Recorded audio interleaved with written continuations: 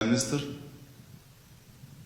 ክቡር ፊልድ ማርሻል ብርሃኑ፣ ክቡራን ሚኒስትሮች፣ ጀነራሎች፣ የክልል የከተማ ከፍተኛ አመራሮች፣ በዚህ ስፍራ የምትገኙ ኢትዮጵያውያን እንዲሁም በያላችሁበት የምትከታተሉ ኢትዮጵያውያን ከትናንትና ጀምሮ በምስራቅ ሐረርጌ በውቢቷ ሐረር ከተማ ዛሬ ደግሞ በደማቋ ድሬዳዋ በርካታ የልማት ስራዎች ስናይ ቆይተናል።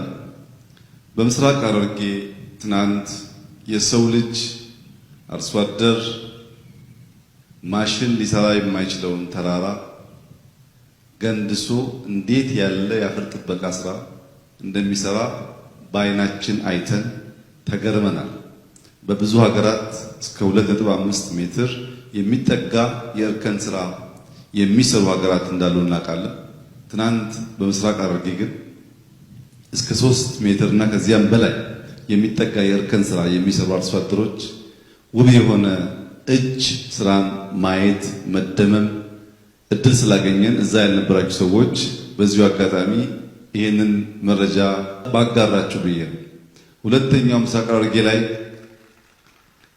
ያስደነቀኝ ስራ ከጥቂት ዓመታት በፊት በሴፍቲ ኔት ይተዳደሩ የነበሩ ቆላማው ምስራቅ ሐረርጌ ላይ የሚገኙ አርሶ አደሮች ወይም አርብቶ አደሮች ታርሶ የማይታወቅ አካባቢ መጠነኛ ግድቦች በመስራት ካናሎች በማስፋፋት ሰፋፊ የበጋ ስንዴ እርሻዎች አይተናል።